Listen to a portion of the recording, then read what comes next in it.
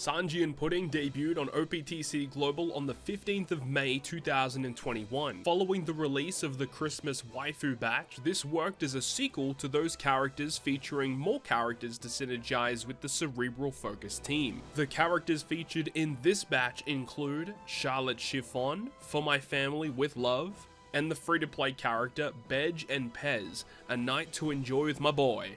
And the Sugo-Fest exclusive character of the batch aimed to primarily boost fighter and cerebral teams, providing a standard captain effect, but boasted a powerful special that allowed the removal of 2 defensive effects entirely on the enemy side of the battle. Introducing Sanji and Pudding. Done, a special cake. In this series, we'll be traveling back in time to experience some of the older Sugo-Fest exclusive characters in their prime, aiming to show just what it was like to use these characters on their debut. I hope you enjoy the video, and without further ado, let's enter the Legends of OPTC.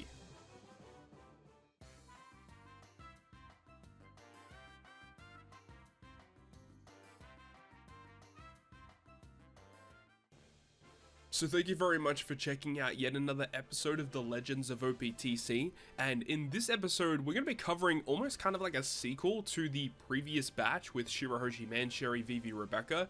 This character came out as the next Sugo-Fest exclusive after those characters, and yeah, it pretty much just was a direct sequel.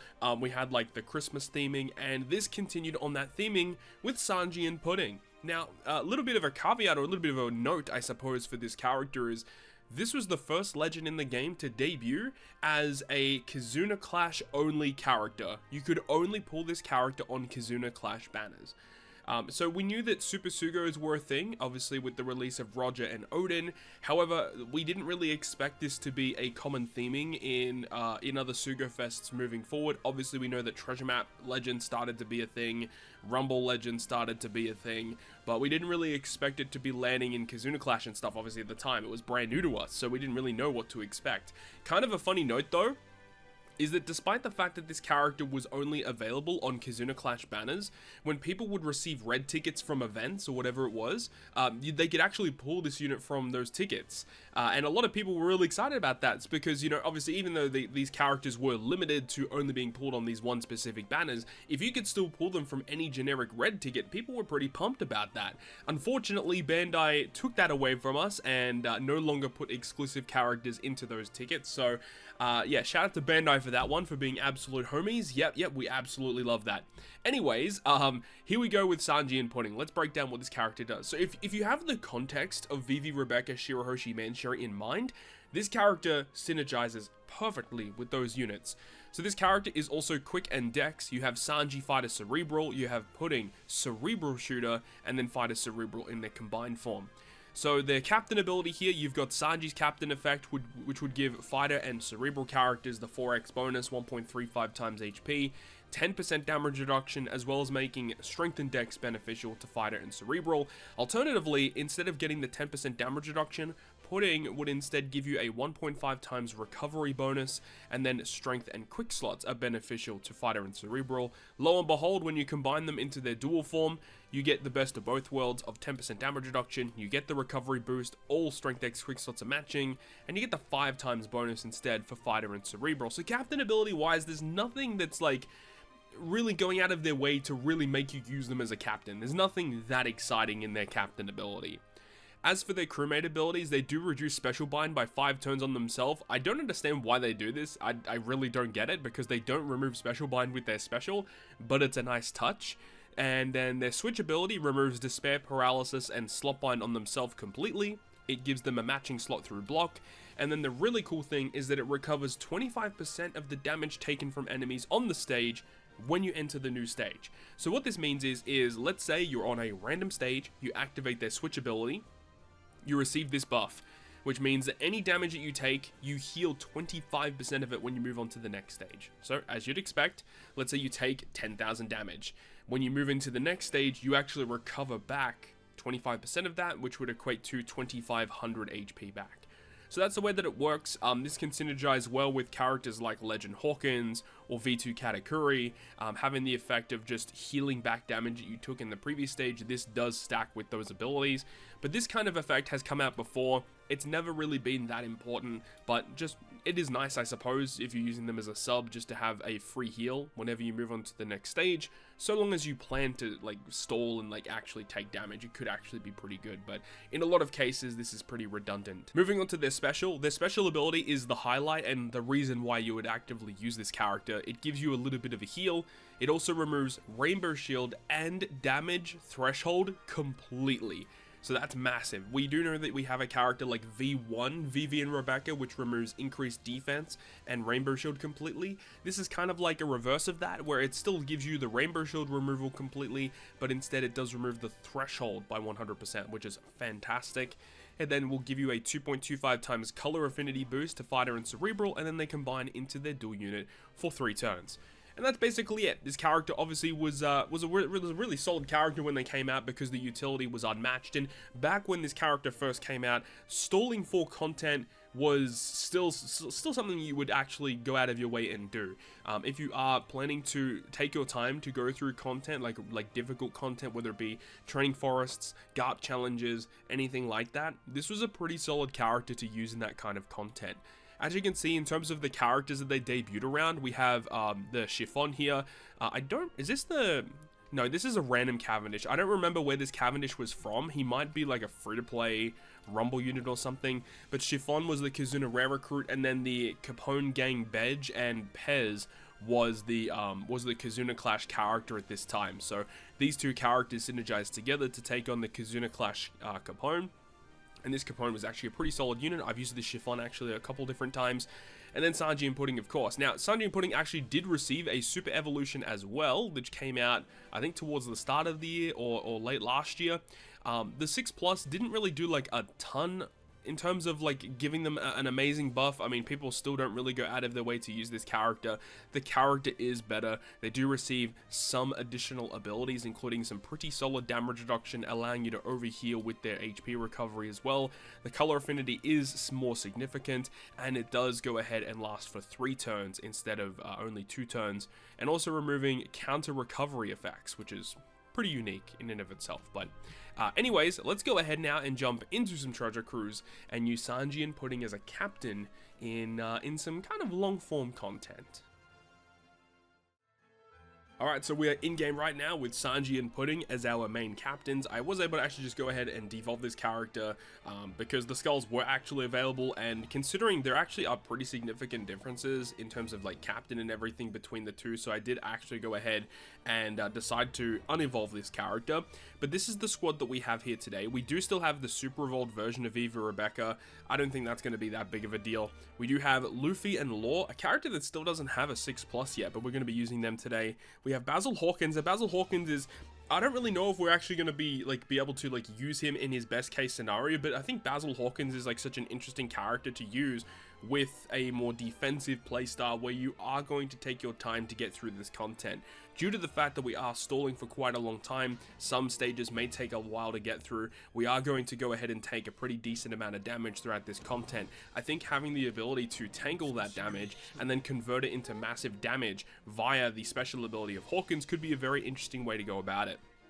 So we're going to jump into this GARP challenge versus Eneru. It has actually been a hot minute since I've gone ahead and beaten this content, so let's see. Hopefully we can still get the job done. So of course we do want to go ahead and kill off the green guy so that all of our characters will receive some special cooldown. I really wish that we got some more modern GARP challenge stuff, because GARP challenges were always like a really fun way to, you know, go ahead and use like random classes, random colors that you wouldn't typically use against content, and you could like do some really interesting things with that. It's just such a shame that we don't really get that kind of stuff anymore. Okay, so the core support coming in clutch there, of course, being able to remove that bind for us. We do want to kill the strength guy. He is going to be annoying. We can go ahead and switch over to Sanji, switch over to Vivi, and we could also switch over to Law as well. So Law is going to have an attack boost, so he's going to be very good against this strength guy right here. So I think what I'll do is I'll do a couple of taps on this guy. Actually, no, let's just do all the quick guys on this, and then we'll go ahead and... yeah, I think this will be best case. Let's do this. Okay, that's plenty.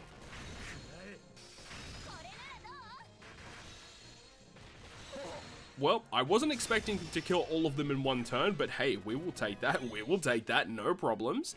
Yeah, Luffy Law is such an interesting character. I mean, they don't have a 6+ yet, and a lot of people have been waiting to see a 6+ for Luffy Law, just because when they came out, man, they were a force to be reckoned with. Having the ability to just make them go through defensive effects by themselves is like a really, really fascinating effect that they have access to. Let's just go ahead and make it so that we can switch, so we have both captains active at the same time, so we can get the most amount of matching slots possible. So Luffy and Law can bypass the barriers. We do want to get rid of that burn before we move on. That's obviously going to be annoying. Oh my god. Okay. Yeah, that burn is going to be annoying. They actually do a decent amount of damage as well, and it's because the ship that we're using does make perfects easier to hit, which is a little frustrating. We can switch over to Law. We can switch over to VV, so that's going to give us some chain buff. I guess we'll go ahead and switch. We don't really need a switch with Sanji Pudding, aside from basically turn 1. It doesn't really matter for us. Alright, let's do this. Okay. Okay. And we get paralyzed for 3 turns. Oh, that's rough. Okay, I didn't actually realize it was a 3-turn paralysis. If that was the case, I probably would have tried to put a support on my crew to remove some of that. That's pretty disgusting. I probably should have just... I did forget about the paralysis. I probably should have just went and just tried to kill him that turn, just so we could move on. This could be very frustrating, actually. We do have the burn removed, which is good. How much damage is he doing? Does he do anything else? And the end of turn damage is going to start stacking pretty crazily, actually. We may have to use Hawkins next turn, but I think we got to save Hawkins, I think. We do have the ability to heal with Sanji Pudding.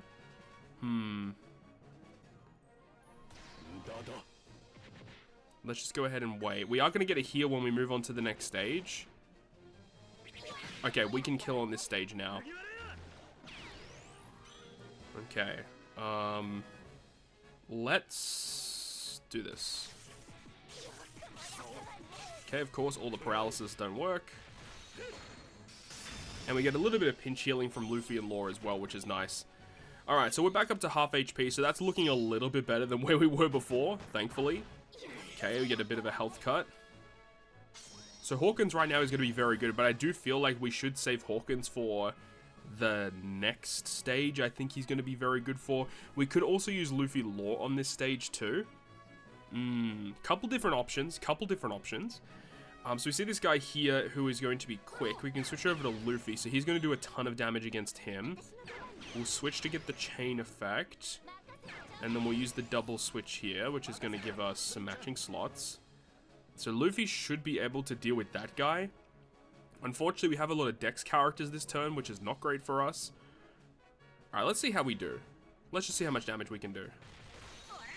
Yeah, Luffy does a lot against that guy. Okay. That's actually a lot better than I was expecting, and because we get to switch into Law this turn, that he gets the 2x attack boost, yeah, we're going to be fine. We don't even need to really use any specials on this turn. We do have the super switch effect here, but I think that, I guess, yeah, let's just use it just to guarantee the effect that we're going to get the kill here. We don't really need to double switch here. Okay, this should be good. So at this point here, we obviously don't want to take damage from this guy. We have a lot of HP now. We've restored a lot of HP back, so we're looking pretty good right now. So all we need to do is just final tap with Law, and this guy should go down here. Okay, looking good. Didn't even need the 2x attack boost on Law. We got this. Alright, so this stage here against, what's this guy's name? I don't remember, Shura, right? It's Shura and whoever the other ball guy is. We get dealt with the special reverse. I forgot about the special reverse. Now, you do see that the enemy does have damage threshold. It's kind of interesting because the damage threshold, for some reason, I don't get like why it works this way, but it only works for the character in the bottom right position. So in this case here, the damage threshold is actually only affecting the damage from Vivi and Rebecca. I don't know why they always did this. Maybe there's lore around it. I don't remember. Either way, let's activate some switch abilities to get some matching slots back. I guess we'll save Hawkins for the next stage, which is stage 6, right? Yeah, so we'll save it for stage 6. That's probably the safer thing to do. And let's just see how much damage we can do. We are target locked, so we have to target this guy. Okay, let's see how much damage we can do.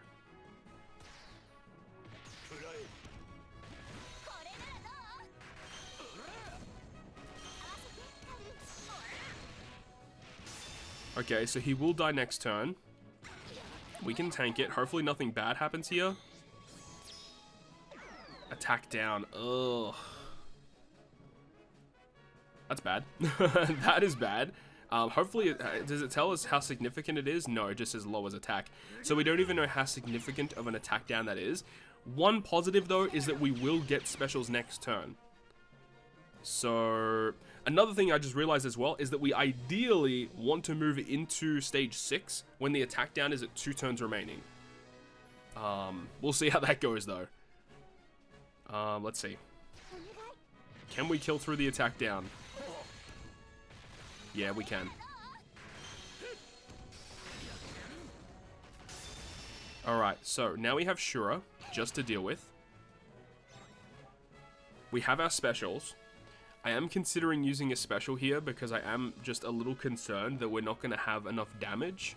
So what I'm thinking of doing is I think I'm going to use the Luffy Law special, and then we're going to use...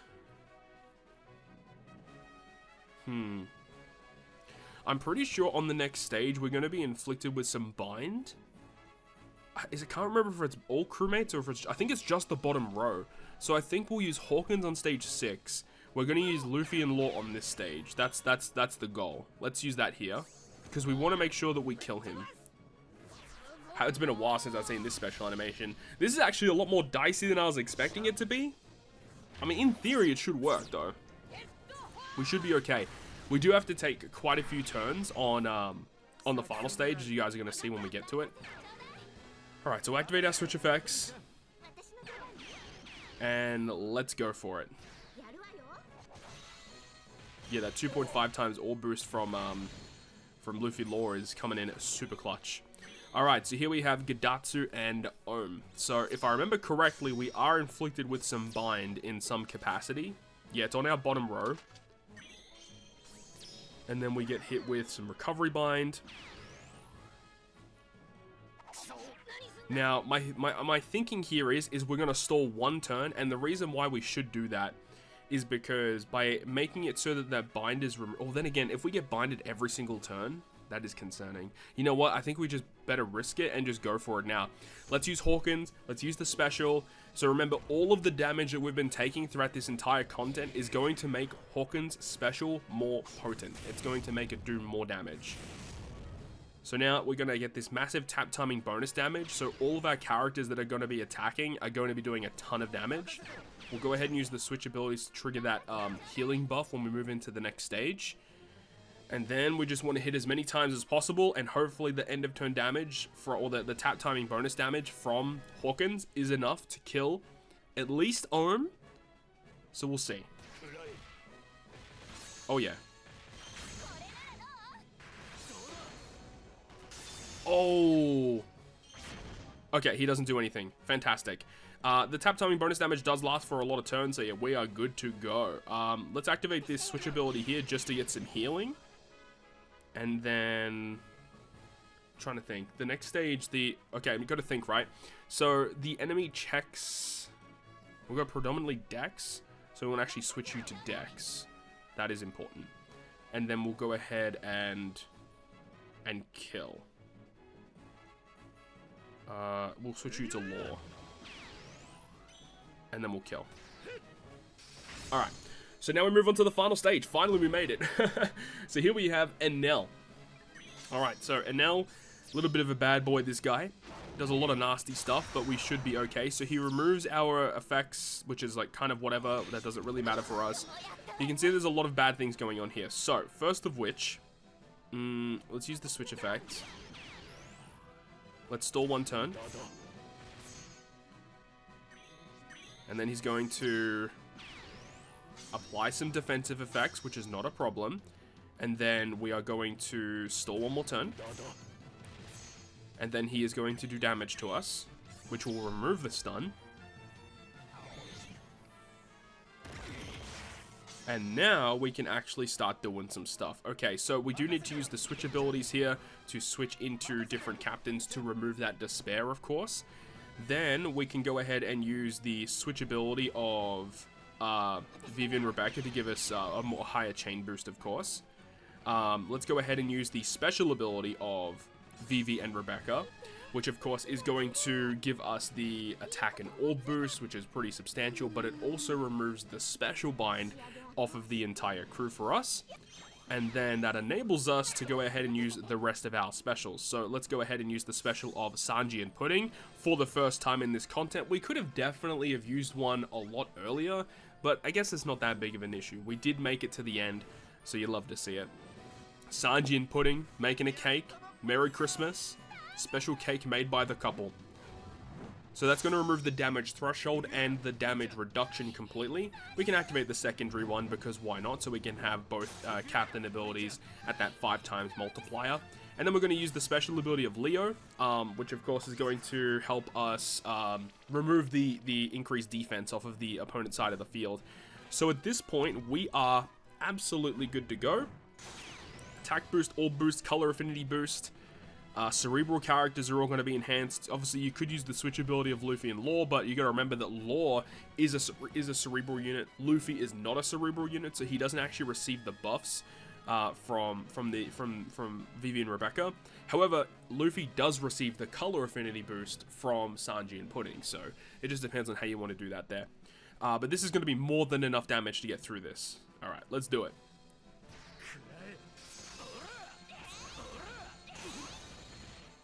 Boom, there we go.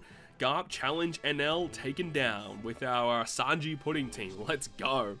Alright, so there you have it. Sanji and Pudding, pretty interesting character overall, very defensively focused, not a character you would typically use as a captain, but if you wanted to go ahead and do it, you could. You could definitely go ahead and use him as a captain. It's just probably not the most optimal way to go ahead and clear content with, but that is pretty much going to wrap it up for me for this one. Thank you so much for watching. Hopefully you enjoyed it. If you did, make sure to go ahead and leave a like, and if you want to stay up to date with all the content I post, including more One Piece Treasure Cruise content, make sure to hit the subscribe button down below. On that, guys, I'll see you guys within the next video.